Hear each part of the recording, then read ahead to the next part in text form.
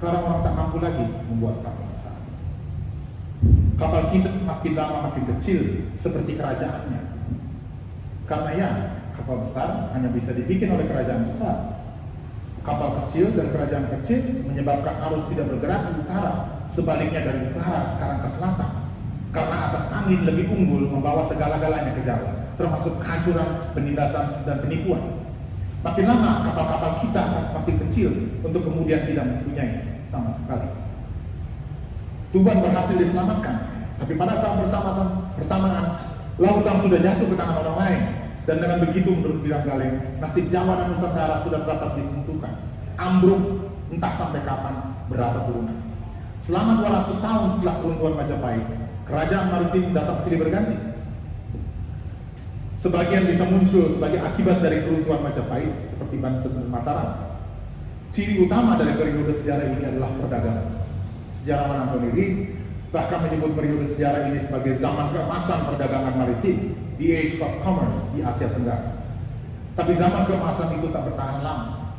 Kisah jatuh bangun kerajaan maritim Nusantara inilah yang membantu kita melihat akar dari gerak menghubungi laut di masa sekarang. Saudara sekalian yang saya hormati, selama 200 tahun setelah keruntuhan Majapahit, ada puluhan kerajaan maritim yang bermunculan silih berganti. Saya akan tajamkan fokus pada dua saja, karena kalau diteruskan ini bisa jadi pelajaran sejarah yang sangat membosankan. Saya akan fokus pada dua, Banten dan Makassar, bukan sekedar karena kemegahan masing-masing sebagai kota perdagangan, tapi karena dinamika sejarahnya bisa menerangi penglihatan kita mengenai abad ke-17 yang teramat penting dalam sejarah kita. Saya mulai dari Banten, sebuah kota pelabuhan di ujung barat Pulau Jawa. Selama berabad-abad, para penguasa dan penduduk dari wilayah itu sudah melakukan pelayaran antar pulau dalam skala yang kecil dengan tujuan berdagang. Tapi kemunculannya sebagai sebuah kerajaan maritim yang berpengaruh dimulai ketika kerajaan Demak di bawah Sultan Trenggono dengan bantuan Sunan Gunung Jati dan putranya Maulana Hasanuddin merebut Banten pada tahun 1527. Maulana Hasanuddin kemudian diangkat menjadi sultan yang pertama. Dan seperti kerajaan lain di masa itu, Banten juga melakukan ekspansi dengan mengirim armada lautnya ke berbagai daerah, sementara tentara daratnya masuk ke pedalaman. Di seberang lautan, Banten berhasil menguasai Lampung dan membuka kontak dagang dengan para penguasa di sejumlah pelabuhan di Sumatera. Sementara di pedalaman, Banten mengakhiri wilayah kerajaan Pakuan Pajajaran dan menguasai seluruh, kalau dibandingkan sekarang mungkin masuk sedikit bagian Jawa Barat. 100 tahun kemudian, sekitar pertengahan abad ke-17, Banten mulai muncul sebagai sebuah bandar dagang dan kekuatan maritim yang penting dalam 100 tahun. Ini memang kalau di mata sejarawan 100 tahun ini pendek saja. Apalagi kalau misalnya arkeolog yang menekuni evolusi manusia dari Pithecanthropus erectus sampai Homo sapiens misalnya 1000 tahun itu cuma kedipan mata. Skala waktu sengaja memang dibuat menjadi rapat agar kita bisa melihat perubahan yang terjadi. Banten tumbuh sebagai bandar dagang yang terkenal di bawah kepemimpinan Sultan Ageng Tirtayasa yang memerintah Banten antara 1651 sampai 1682. Ia dibantu oleh dua orang penasihat asal Tiongkok yang masuk Islam. Yang pertama adalah Kiai Ngabeyi Kaitsu dan kemudian penggantinya Kiai Ngabeyi Cakradana. Jadi tokoh Ahok ini sebetulnya historis.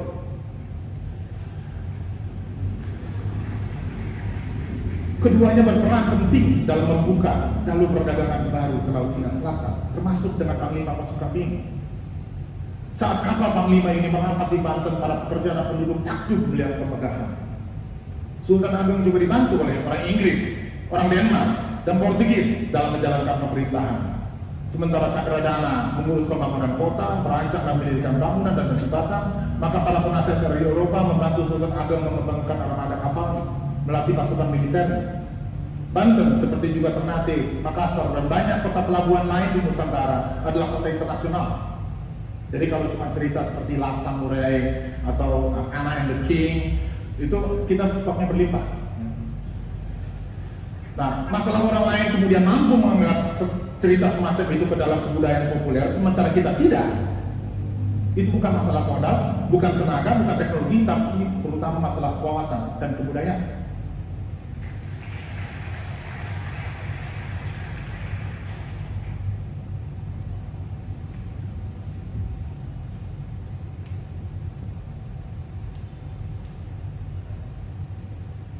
Selamat malam. Terima kasih kepada teman-teman yang hadir pada kesempatan ini. Salam budaya, salam sejahtera untuk kita semua. Semoga kita diberi kesehatan dan diberkati oleh Yang Maha. Terima kasih telah menyempatkan hadir pada kesempatan malam ini. Melalui pertemuan atau presentasi ini tidak lain adalah upaya untuk mengajak Anda semua untuk berkunjung kembali ke masa lalu lewat narasi historis Trunojoyo. Tetapi sebelum saya memulai pembahasan terkait ini, izinkan saya sedikit mengulang beberapa poin yang saya rasa penting dalam cuplikan pidato yang baru saja Anda saksikan. Pidato Hilman Farid membuat saya menemukan poin penting dan masih relevan untuk dibicarakan di masa yang penuh dengan kerumitan ekologi dalam kehidupan di masa yang sekarang ini. Maka yang terjadi kalau menaiki bahasanya Hilman Farid yaitu ambruknya kebudayaan maritim di Nusantara. Hal ini bermula disebabkan terjadinya sebuah degenerasi, dan hal ini dapat ditandai dengan keterlibatan VOC di dalamnya. Kerajaan Banten misalnya lewat kelalaian Raja Haji atau penerus Sultan Agung Tirtayasa bersekutu dengan VOC untuk menundukkan Kerajaan Demak. Sementara di Sulawesi, kalau tidak salah di Bone, Arupalaka juga bekerja sama dengan VOC untuk menaklukkan Makassar sebagai pelabuhan internasional. Dan persekutuan semacam ini berulang kembali di Mataram saat Amangkurat I menduduki tahta Mataram, juga melakukan persekutuan dengan VOC untuk menghentikan aksi Trunojoyo Mataram di abad ke-16. Tetapi jika mau ditarik sedikit ke belakang lagi misalnya, tepat di pertengahan abad ke-15, era Majapahit, kejayaan dan kebudayaan maritim di Nusantara sudah mulai mengalami guncangan awal. Dan itu berlanjut yang kemudian memuncak di eranya Mataram. Hilangnya sebuah lahan tidak hanya menyebabkan hilangnya sebuah tanaman dan ekonomi, tetapi juga menyebabkan hilangnya cara hidup, yaitu kebudayaan. Disinilah akar historis masalah kebudayaan dan cara berpikir praktis menyebabkan realitas bergerak tumpang tindih karena sebuah kepentingan tertentu. Batas antara keberhasilan dan kegagalan menjadi samar. Proyek akan kemajuan membayangkan hidup modern yang sehat di masa depan barangkali tidak mungkin terjadi, sebab cara pandang yang tidak lagi berpijak pada ekosistem yang ada dalam tubuh sosial dan alamnya. Dan kegagalan di masa lalu boleh jadi akan terulang kembali di masa mendatang dengan wujud yang berbeda. Sekitar tahun 2000 awal, saya mulai menginjakkan kaki di sekolah dasar. Pada masa-masa itu, saya mulai bersosial dengan siswa-siswi dari berbagai latar belakang atau kelas sosial yang beragam. Namun satu hal yang penting untuk saya ingat, saat itu barangkali saya adalah murid yang gagal kala itu. Saya selalu bolos di setiap jam pelajaran ilmu sosial dan sejarah. Rasa kantuk dan jenuh sering muncul saat mendengarkan materi tersebut. Jelas waktu itu saya tidak tahu mengapa keadaan itu terjadi. Saya hanya merasa kebosanan yang tidak dimengerti apa penyebabnya. Tetapi beberapa tahun belakangan ini, saya mulai gelisah dan memiliki beberapa pertanyaan tentang kurikulum sejarah dalam pendidikan. Mengapa pelajaran sejarah minim peminatnya? Apakah orang lain juga merasakan hal yang sama seperti yang saya alami beberapa tahun silam, bosan? Atau apakah mungkin ada masalah dengan metode pengajaran? Atau justru problemnya pada metode dalam penulisan kurikulum sejarah itu sendiri? Tetapi saya tidak akan bicara bagaimana seharusnya sejarah itu dituliskan. Saya tidak tahu, dan biarlah itu menjadi tugas para ahli di bidangnya. Saya tidak tahu apakah pertanyaan tersebut sebagian diantaranya melanggar etik atau tidak. Namun perlu digarisbawahi bahwa pertanyaan itu lebih kepada soal materi pelajaran sejarah yang menurut saya tak lengkap. Misal narasi lokal yang tidak hadir di halaman kurikulum sejarah dalam pendidikan kita. Pertanyaan-pertanyaan ini tentu saja dipicu atas minimnya pelajar hari ini yang menggemari kurikulum sejarah. Dalam proses riset yang saya temukan, khususnya dalam buku pelajaran sejarah misalnya, narasi yang hadir cenderung bersifat narasi arus utama, narasi global. Sialnya kita dituntut untuk terus-menerus menghafalnya. Lalu bagaimana dengan narasi lokal yang dimiliki oleh setiap daerah di berbagai tempat di Nusantara? Sejauh yang saya ingat, narasi sejarah dalam pendidikan kita nyaris tidak ada yang narasi lokal yang hadir. Contoh sejarah Trunojoyo. Maka tidak heran ketika salah satu teman saya saat melakukan wawancara terhadap pelajar hari ini di Sampang, tidak banyak yang tahu tentang Trunojoyo. Kalaupun ada, itu hanya diketahui oleh generasi tertentu yang memang memiliki disiplin bacaan di luar konteks buku pelajaran di sekolah. Dari kasus ini, sudah bisa kita lihat bahwa pengetahuan sejarah tidak menyebar secara merata. Akibatnya, pengetahuan tentang sejarah cukup terbatas, sebuah distribusi pengetahuan yang beroperasi secara terputus-putus. Tetapi pertanyaannya adalah, apakah penting belajar sejarah? Dalam hal ini sejarah Trunojoyo, ini bukan soal penting atau tidak penting. Belajar sejarah sebagai suatu kemungkinan terjadinya produksi pengetahuan baru yang dilandaskan dengan kerja eksplorasi pikiran dalam menemukan inti dari peristiwa yang terjadi di masa lampau, dapat mengembangkan daya kreativitas dalam kerja bernalar dan sebagai upaya membangun sikap kritis bagi generasi ke depannya, sehingga bisa menjadi memungkinkan terjadinya sebuah masa depan yang sehat. Dengan bahasa yang lebih lugas, mempelajari sejarah bukan lagi untuk menarasikan ulang kisah perjuangan Trunojoyo, tidak juga menghafal nama kerajaan yang ada di Nusantara atau nama raja-raja yang memerintah di masanya. Bukan lagi menghafal tahun kapan peristiwa peperangan terjadi dan seterusnya. Seorang arkeolog Bambang Budi Utomo dalam catatan kritiknya terhadap kurikulum sejarah dalam pendidikan kita, ia berkata, apabila kita cermati buku-buku sejarah yang diajarkan di sekolah-sekolah, maka yang terbaca isinya tentang kerajaan-kerajaan di Nusantara, perang antar kerajaan, dan setelah masuknya kolonialisme Eropa. Perang antar kerajaan diakibatkan oleh adu domba penjajah untuk keuntungan mereka. Penulisan sejarah yang demikian boleh jadi disebabkan karena dalam penulisannya menggunakan pendekatan sejarah politik. Akibatnya banyak kerajaan di Nusantara yang saling berebut wilayah karena politiknya berbeda. Keadaan seperti inilah sangat berbahaya bagi keberlangsungan bangsa ini. Hari ini belajar sejarah tidak bermaksud dalam rangka mencari kebenaran tentang sejarah. Bagi saya itu sulit. Sebab sebagaimana diketahui, narasi sejarah selalu memunculkan ruang abu-abu.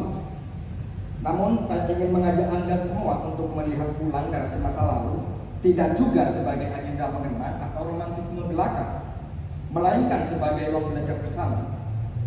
Masa kini bukanlah suatu yang terpisah atau merupakan realitas yang atau berdiri sendiri sebagai kenyataan yang tunggal.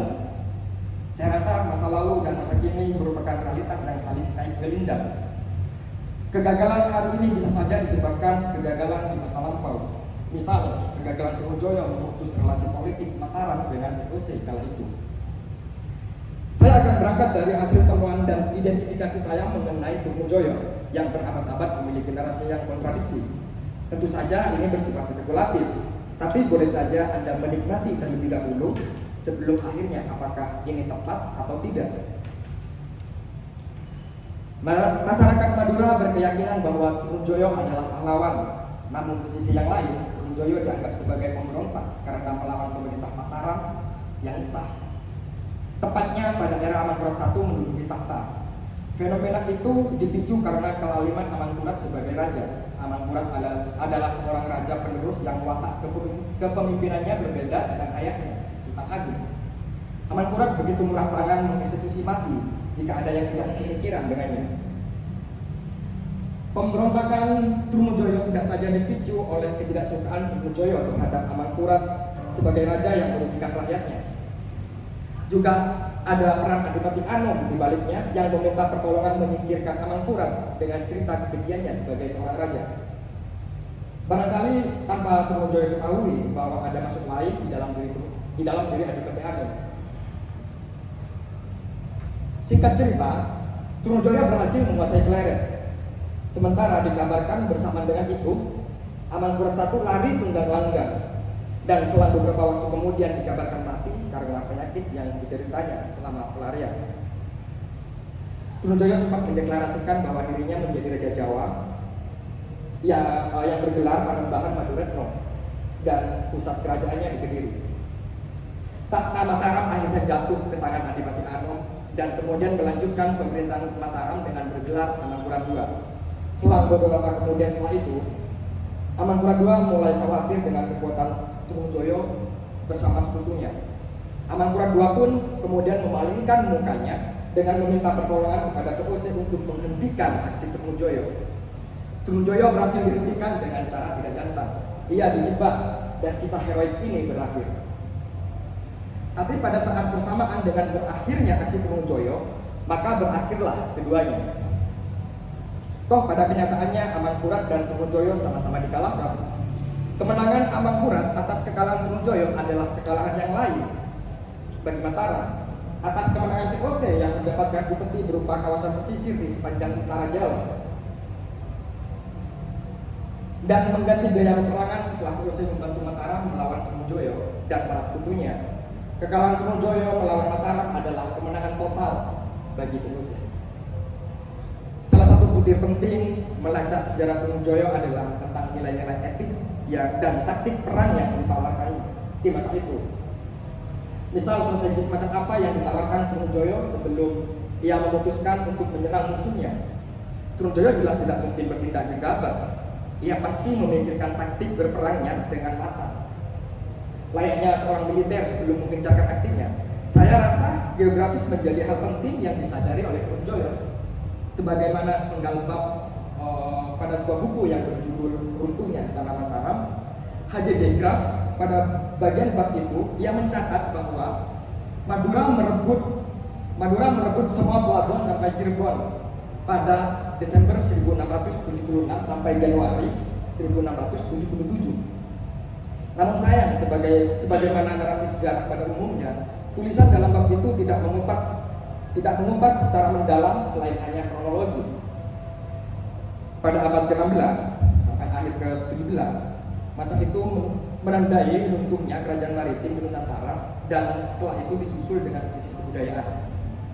Sekurang-kurangnya saya bertolak dari abad ke-16 sampai abad ke-17, di mana era itu Mataram mengalami guncangan hingga menjadi peristiwa penting dalam sejarah.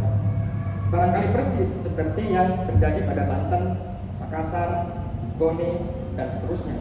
Sebagaimana potongan pidato kebudayaan Hilmar Farid, peristiwa itu dalam kaitannya dengan kawasan pesisir atau pelabuhan tidak lain adalah sebagai ruang strategis bagi VOC melancarkan perniagaannya.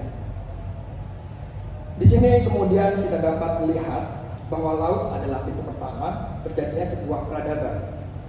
Artinya, laut memiliki peran penting dalam peradaban di Nusantara. Sebagaimana untuk melancarkan niaga dari tempat ke tempat yang lain dengan moda transportasinya menggunakan kapal. Laut sudah berabad-abad menjadi sumber pertama dalam hidup manusia. Laut memberikan fasilitas tak terbatas dengan kekayaan di dalamnya yang menjadi bagian tak terpisahkan dari kebudayaan kita. Namun, laut kita hari ini tak lagi sama. Situasi laut hari ini sedang berada dalam kondisi yang mengenaskan. Jika pada abad ke-16 terjadi peristiwa sejarah terkait runtuhnya kerajaan maritim yang disebabkan oleh peperangan antar kerajaan karena politik adu domba VOC, sedangkan saat ini sedang berlangsung sebuah krisis ekologi terkait ekosistem laut yang disebabkan oleh gagasan kapitalisme kaum elit. Tetapi juga tidak dipungkiri bahwa kita sebagai konsumen atas produk kapital alpa menyadari ekosistem lingkungan yang kita pijaki.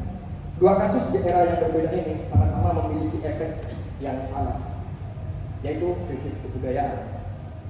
Salah satu contoh konkret saya akan berangkat dari amatan saya 3 tahun belakangan ini. Tapi sebelum saya melanjutkan, izinkan saya untuk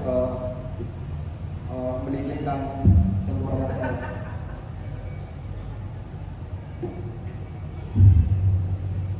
Baik, saya ingin memulai dari yang paling dekat dengan saya sebagai seorang nelayan tentunya. Izinkan saya sedikit menggambar karakteristik masyarakat nelayan sejauh yang saya ketahui dan saya amati selama ini.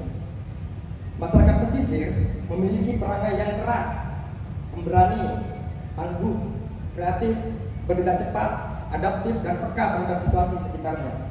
Sebagaimana orientasi hidup masyarakat pesisir pada umumnya bergantung pada situasi laut yang berubah-ubah. Demikianlah laut ikut andil menjadi bagian dari sejarah. Demikianlah laut ikut andil menjadi bagian dari sejarah masyarakat pesisir yang tidak dapat kita lepaskan sebagai bagian dari sejarah hidup sekaligus kebudayaannya. Etos kerja tentang ondok asapok angin atau berbantal ombak berselimut angin menjadi bukti bagaimana kemudian berbagai aspek dari kehidupan sosial budaya menjadi instrumen atas tubuh masyarakat pesisir. Seorang nelayan terbiasa hidup dengan berbagai kejutan yang datang secara tak terduga. Seperti yang saya sebutkan barusan perihal situasi laut yang berubah-ubah, seperti munculnya badai, gelombang besar, petir, hantu laut, dan lain-lain. Mereka terbiasa dengan ancaman tersebut, bahkan saat di tengah lautan yang gelap. Kematian seperti sedang menatap dirinya sebagaimana falsafah perempuan Madura. Saat seorang istri mengantar suaminya sampai ke geladak kapal, sama halnya dengan mengantarkan pada kematian sang suami. Oleh sebab itu, kematian menjadi suatu yang akrab dalam kehidupan seorang nelayan. Dari beberapa hal pemaparan tersebut, sebagaimana perangai masyarakat pesisir yang telah saya sebutkan di paragraf sebelumnya, perjalanan hidup yang seperti itulah yang membentuk hidup komunitas ini. Jika bahaya di laut yang dekat dengan kematian tidak lagi menjadi ancaman dalam diri seorang nelayan dalam waktu dekat, dan tidak terlalu lama lagi, kehidupan seorang nelayan berada dalam ancaman kematian yang lain. Matinya kebudayaan. Matinya kebudayaan ini disebabkan oleh krisis ekologi yang tampak marak terjadi di lingkungan perairan. Ruang pesisir adalah pintu awal. Ruang pesisir adalah pintu utama terjadinya sebuah peradaban. Meskipun pada akhirnya ruang pesisir ini mulai tampak teralienasi oleh superioritas kota atau superioritas pusat atau kota yang seolah-olah tumbuh dan berdiri sendiri, seolah merupakan sentral dalam berbagai aspek kehidupan. Ruang pesisir juga kita bisa imajinasikan sebagai benteng, tetapi sebagai benteng, sayangnya ia belum cukup kuat di hadapan kapal-kapal asing. Rapuh, ia mudah ditembus dan tidak terhindar dari berlangsungnya beragam praktik peradaban yang timpang. Sialnya, sejarah serta kebudayaan yang ada di ruang pinggiran pesisir ini terlupakan dan jarang dibicarakan sebagai pintu pertama peradaban.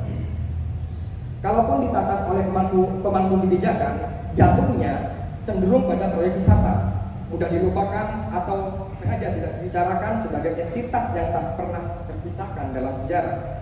Adalah benar apa yang disampaikan Imam Farid dalam pidatonya di awal tadi, bahwa kita telah lama bergerak memenuhi laut. Laut tidak lagi ditatap sebagai subjek pengetahuan atau pintu peradaban dan semacamnya. Laut hari ini lebih dimaknai sebagai objek wisata yang memicu terjadinya sebuah pengerusakan ekosistem secara sadis dengan cara mereklamasi pantai, pengurukan pasir yang masif, dan yang paling ironis menjadi tempat akhir bagi sampah plastik. Dan pada akhirnya menimbulkan ancaman di berbagai aspek kehidupan, tidak hanya manusia tetapi juga makhluk yang hidup di dalamnya. Kita tahu Madura tidak memiliki banyak hutan. Daerah alas hanya menempati 6% dari seluruh area pulau ini. Maka hutan tidak banyak menyumbang sumber daya alam yang memungkinkan cukup bisa diandalkan sebagai sumber nafkah, yaitu karunia laut. Persoalannya, seperti kondisi maritim dimanapun, Laut Madura tampaknya juga tengah menuju masa depan yang suram. Dalam karya Rifai yang berjudul Manusia Madura, pembawaan, perilaku, etos kerja, penampilan, dan pandangan hidupnya seperti dicitrakan peribahasanya, Rifai menjelaskan bahwa orang Madura memiliki ajaran hidup selaras dengan alamnya. Amanat luhur tersebut ia rumuskan dari ungkapan-ungkapan dan peribahasa-peribahasa orang Madura, baik yang tersurat maupun tersirat. Berdasarkan tradisi besar itu, orang Madura dianggap memiliki ajaran hidup bersih, merawat lingkungan, dan tidak serakah. Misal, salah satu peribahasa yang dapat kita takik, pegek cukupna, cepat lepo airnya. Tangkap ikannya, jangan kerukkan airnya.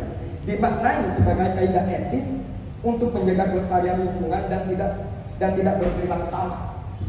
Mengeruh lebih dari yang dibutuhkan seringkali mengakibatkan kerusakan dan pencemaran lingkungan serta mengganggu keseimbangan ekosistem. Tetapi pepatah perintis semacam itu cuma berhenti di ujung lidah. Kita lupa bahwa yang ideal dan yang kenyataan acap kali bertolak belakang.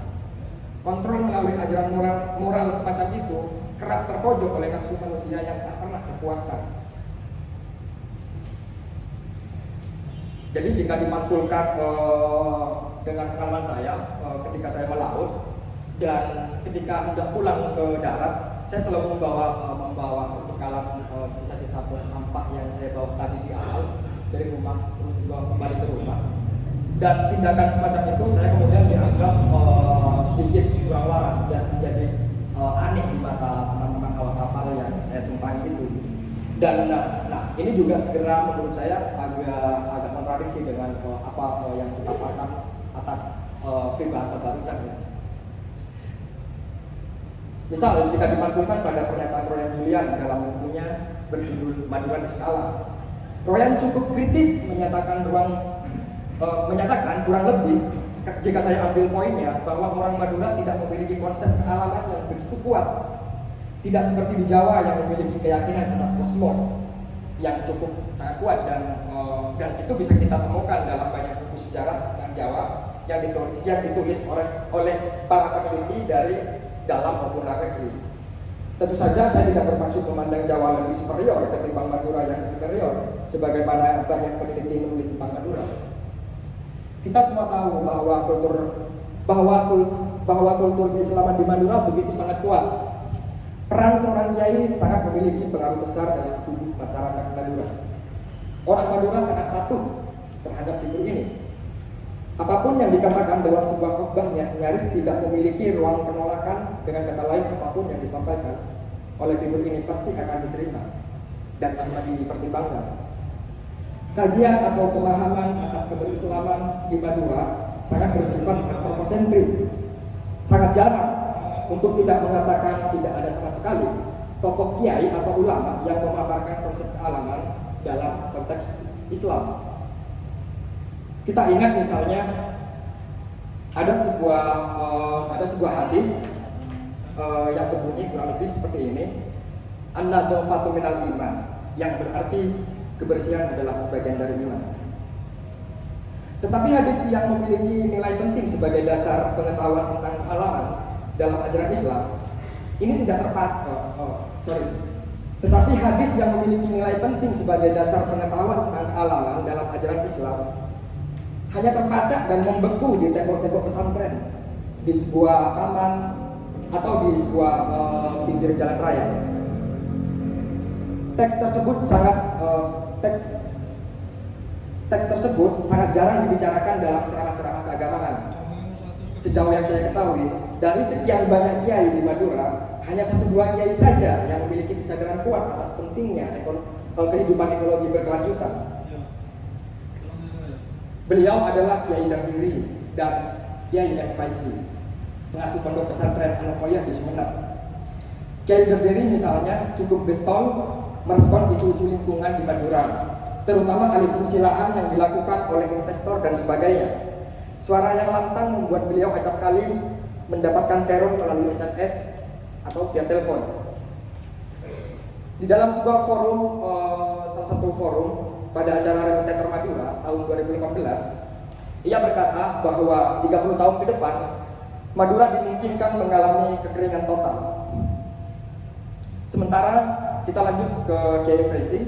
Sementara Kiai Faizi kerap kali menolak adanya bungkusan plastik jika sedang menjadi pembicara pada sebuah forum diskusi. Kiai Faizi ini juga meluncurkan satu buku berjudul Merusak Bumi dari Meja Makan. Jadi teman-teman bisa mencari buku tersebut, barangkali di Shopee ada. Sejak munculnya teknologi penangkapan ikan yang berjuluk pukat harimau, pada saat itu kebudayaan maritim mulai semakin jelas. Kita lihat nasib laut kita ke depannya. Pukat harimau adalah sebuah jaring penangkapan ikan yang praktiknya bertendensi merusak terumbu karang di dasar laut, yang pada dasarnya menjadi bagian penting bagi ekosistem laut. Praktik dalam penggunaan jaring tersebut yaitu dengan cara diturunkan dari dek kapal sampai di dasar laut, kemudian ditarik dengan kapalnya dalam keadaan diseret. Jelas bahwa yang disasar oleh nelayan yang menggunakan teknik ini adalah ikan yang ada di dasar laut, dan terumbu karang adalah habitat yang menyokong berlangsungnya ekosistem bawah laut. Bukan tidak mungkin juga dapat diterabas lalu hancur oleh ikan harimau ini.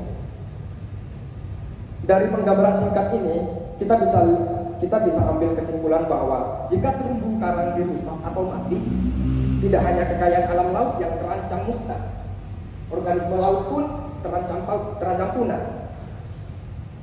Ruang pesisir sebagai salah satu benteng, meskipun pada kenyataannya ia belum cukup kuat dari gempuran arus globalisasi atau modernisasi, Afrizal Malma membuat salah satu statement yang menarik dalam bukunya yang berjudul Tetra Kedua.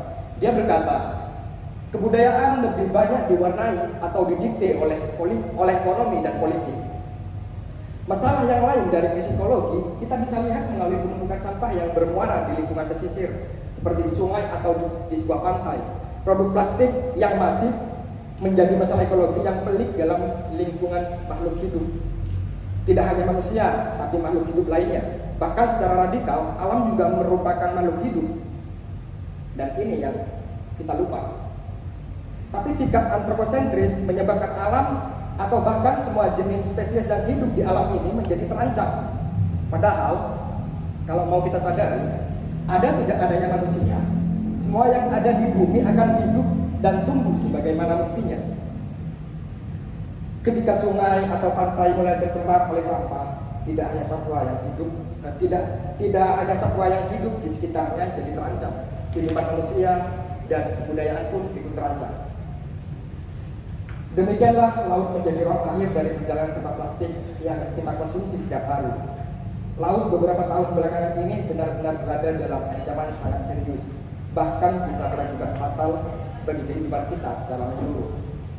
Di Muncar, saat saya bermukim di sana pada tahun 2020 kemarin, pantainya terlihat seperti air yang keruh. Bukan perkara karena pasirnya tidak berwarna putih seperti kebanyakan pantai pada umumnya, tetapi memang pantainya sudah tercemar. Sementara tanggul beton yang dibuat di pesisir Pambusuan sebagai pemecah ombak agar pemukiman warga tidak digenangi air ketika air pasang dan sampah-sampah tidak masuk ke pemukiman warga. Namun tetap saja sampah-sampah tetap berserakan dan bertumpuk, bahkan menghambat aktivitas nelayan Pambusuan saat tidak melaut. Sementara tanggul malah justru membatasi ruang gerak kapal nelayan Pambusuan yang baru saja nyaris tidak dapat lagi memarkirkan kapal, apalagi sekedar melarungkan kapal yang baru saja dibuat. Jadi dari video ini teman-teman bisa melihat bagaimana situasi di pesisir Pambusuan. Ini saya ambil waktu saya melakukan perjalanan bermukim selama 40 hari pada tahun 2019 dan saya coba untuk merekamnya. Ini adalah situasi yang ironis menurut saya.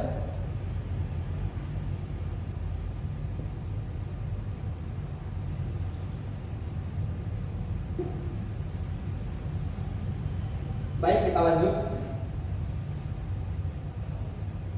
Kita tahu bahwa Wajah Madura berubah pasca Suramadu berhasil dibangun. Gagasan mengembangkan Madura sebetulnya apa proyeksinya? Kita bersepakat bahwa Trunojoyo adalah sosok yang memiliki intelektualitas yang cukup mewadahi, dan melalui peristiwa fenomenalnya, yakni pemberontakannya terhadap Raja Mataram, selain ia sosok yang berpegang pada nilai-nilai kemanusiaan, saya rasa ia juga memiliki kesadaran akan ekologi. Inilah yang barangkali tidak ditawarkan oleh Trunojoyo kala itu.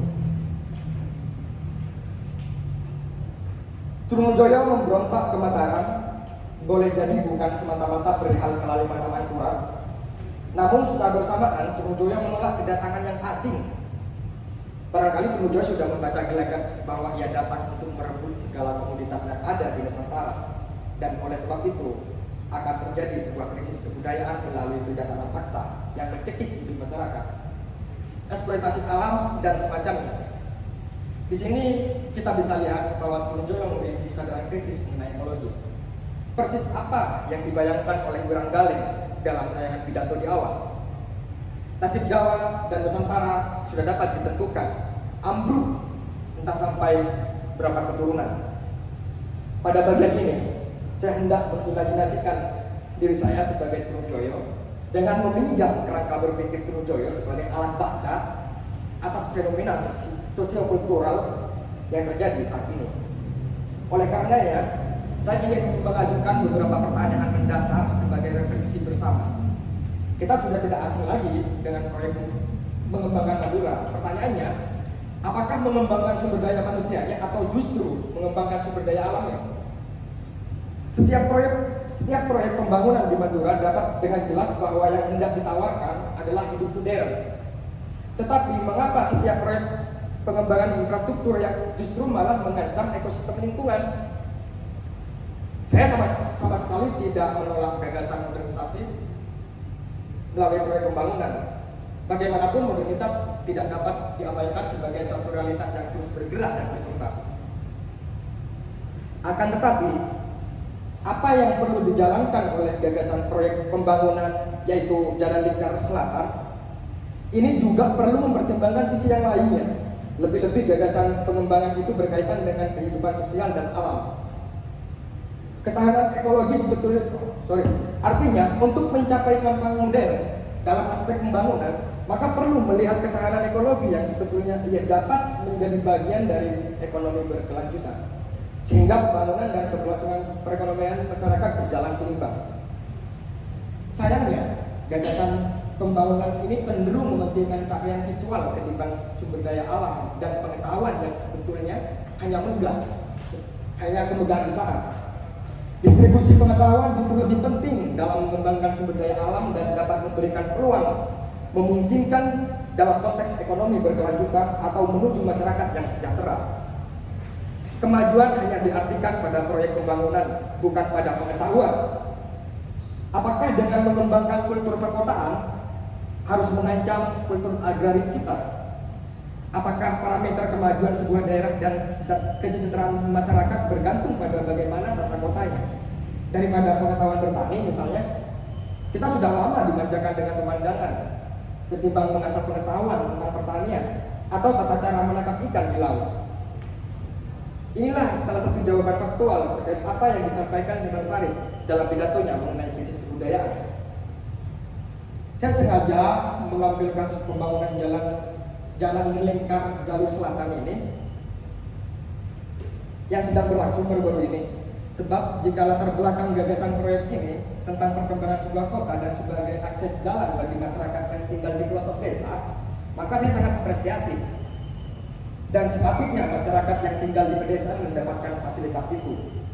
Namun, apabila proyek pembangunan tersebut memiliki latar belakang gagasan meningkatkan perekonomian adalah kekeliruan yang sangat kompleks. Mengapa demikian? Untuk meningkatkan nilai perekonomian masyarakat, hal yang paling sederhana adalah memberi nilai jual komoditas yang diproduksi para petani dengan layak dan distribusi pengetahuan yang memungkinkan dan berkembang saat ini terkait teknologi bertani. Saya rasa inilah yang diinginkan Trunojoyo di masa lalu. Dari sejarah panjang Trunojoyo yang dapat kita temukan dengan dengarkan kisah-kisahnya dari ingatan kolektif masyarakat Madura maupun dari literatur. Kemudian adalah bahwa Trunojoyo merupakan sosok revolusioner yang perlu dijadikan contoh. Tetapi citranya dimodifikasi sehingga dikenal sebagai pemberontak. Sementara kita tahu Trunojoyo saat itu berpihak pada nilai-nilai etik yang dibawanya. Sebetulnya saya sanksi dengan kata pemberontak yang dilekatkan pada Trunojoyo, sebab kata itu lebih berorientasi pada sudut pandang administrasi untuk mengadu domba, sehingga spirit Trunojoyo tidak lagi penting diperhitungkan. Anehnya negara kita mengamini dominan itu ketimbang ingatan kolektif masyarakat Madura tentang Trunojoyo itu sendiri. Alhasil narasi perjuangan Trunojoyo tersingkir dari kitab sejarah, sebab negara kita lebih bersepakat apa yang dikatakan orang asing ketimbang bangsanya sendiri. Trunojoyo teralienasi dari kitab sejarah. Tidak hanya kisah-kisah perjuangannya membela rakyat kecil yang ditindas amal berat kala itu, ia bahkan direbut dan diasingkan dari dari peta kurikulum sejarah. Lokalitas kita diambil kemudian dibuang jauh-jauh dari ingatan melalui pelajaran sejarah yang narasinya cenderung global. Demikianlah Trunojoyo tidak mendapatkan tempat yang semestinya. Indonesia yang selalu disebut-sebut sebagai negara demokratis tidak lain hanyalah omong kosong. Faktanya negara ini tidak pernah adil sejak dalam penulisan sejarah. Saya ingin menutup pemaparan ini dengan kalimat penutup sebagai berikut.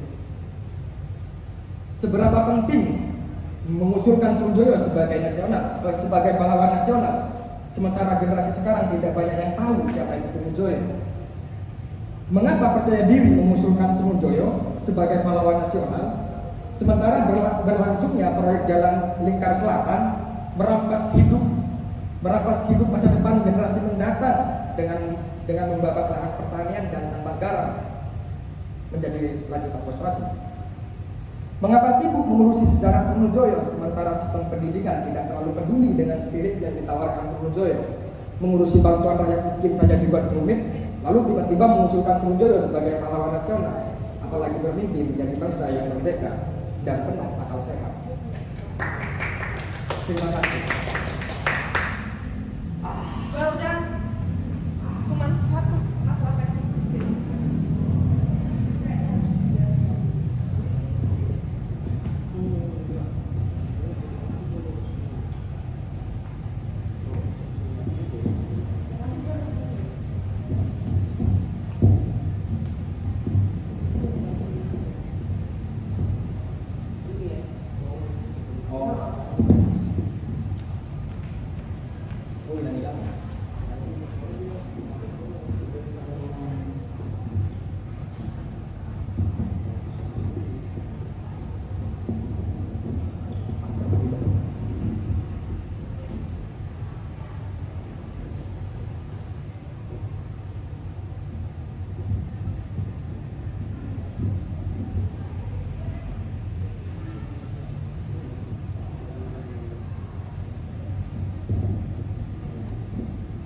Soalnya kan kalau ini dipasang juga jadi lucu.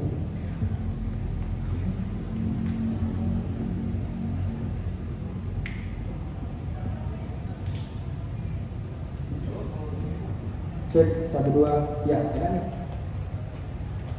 Selamat malam pada Fikri Akbar.